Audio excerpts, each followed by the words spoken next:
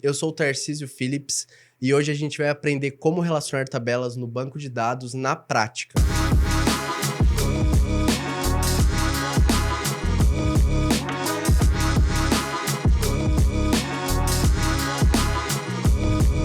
Fala pessoal, sejam bem-vindos ao canal da Escola DNC. Eu sou o Tarcísio Philips e hoje a gente vai dar início a uma série de vídeos sobre linguagem de banco de dados. Tá? A gente vai falar sobre criação de tabelas, relacionamento entre tabelas, alteração de tabelas, como que eu faço meu primeiro dashboard usando a ferramenta Metabase e muito mais vem por aí depois disso. Então não esquece de se inscrever, deixar o like, compartilhar com a família e bora para a aula. Bom, pessoal, para começar, o que é um banco de dados, né, que está tão em alta? É uma ferramenta de armazenamento de um conjunto de dados que possibilitam produção de informação. Então, não adianta nada a gente ter ali um punhado de dados se a gente não consegue fazer nada com isso depois, né? A galera normalmente acaba pensando que, meu Deus, tem que ter um banco de dados. Não, às vezes um caderninho que você tem já tem a mesma função de um banco de dados, né? Aquela tabela no Excel que você guarda no seu PC, que tem a versão 1, versão 2, versão 3 no Drive, isso, de certa forma, é um tipo de banco de dados. Então, a ideia é a gente entender agora como que essas coisas se relacionam, né? E como que a gente consegue trabalhar com essa ferramenta tão poderosa que acaba sendo o banco de dados, né? Aqui a gente tem um exemplo de duas tabelas, né? Uma tabela é um agrupamento de dados que a gente vai transformar em uma informação, né? Então aqui no caso eu tenho duas tabelas, com as colunas nome, CPF, estado e o código. Então, cada uma dessas colunas traz uma informação. Nome, Tarcísio, CPF, 111 até o infinito, o estado, São Paulo, e esse código que pode ser algum registro, algum ID específico que você vai utilizar para fazer alguma análise, tá? Da mesma forma ali na segunda linha, Marçal, 222, por aí vai, RJ, código 3, fulano. Então, perceba que isso nada mais é do que um punhado de informação que você tem numa estrutura bem organizada, tá? E aí o legal disso é como que eu consigo relacionar essas informações com outras informações que eu já tenho.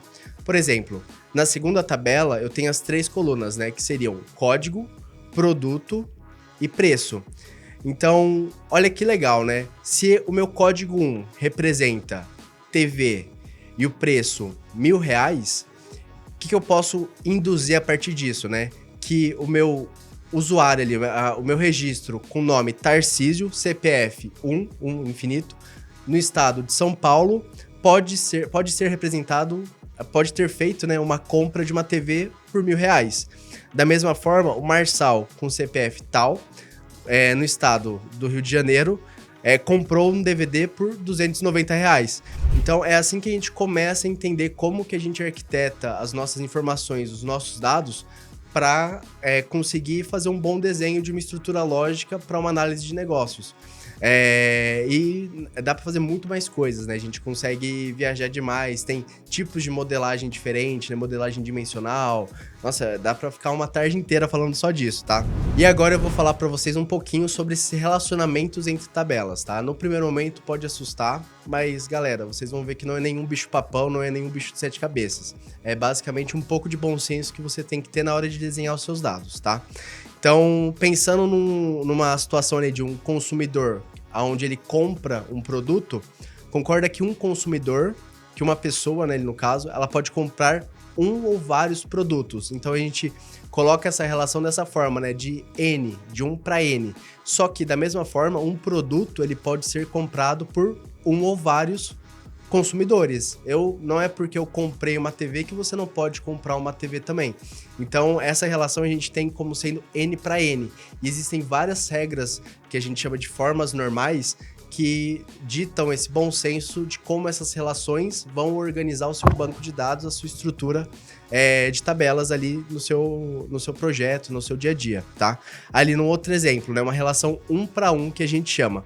Uma pessoa mora em um e apenas um endereço. É lógico que você pode ter várias casas, mas ali no instante que você está residindo no lugar, você mora naquele lugar, né? Então, existem casos e casos, a gente sempre tem que trabalhar isso com muito bom senso, tá, pessoal?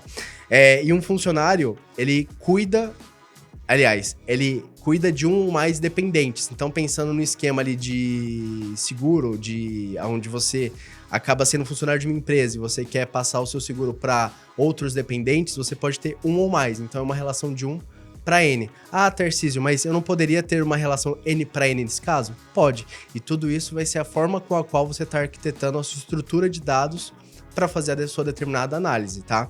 Então, ali a gente já tem alguns itens onde a gente vai falar sobre chave primária, chave estrangeira. Então, esses itens já são um pouco mais elaborados. Se você consegue desenhar o seu banco de dados, entender como que funciona o relacionamento entre tabelas, cara, isso já é um divisor de águas, você já acaba sabendo um pouquinho ali de SQL e um pouquinho ali de estrutura de dados. Isso vai fazer uma diferença bruta para sua carreira e para o seu entendimento de negócios. Bom, pessoal, agora eu vou falar aqui sobre chaveamento de tabelas. O que significa?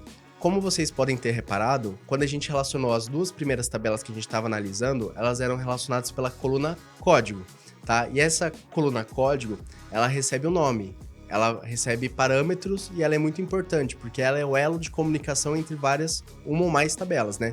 Então, como assim, Tarcísio? O que está acontecendo? Então, ó, a gente chama de primary key, que seriam as chaves primárias. Uma chave primária é um campo em uma tabela que identifica exclusivamente cada linha.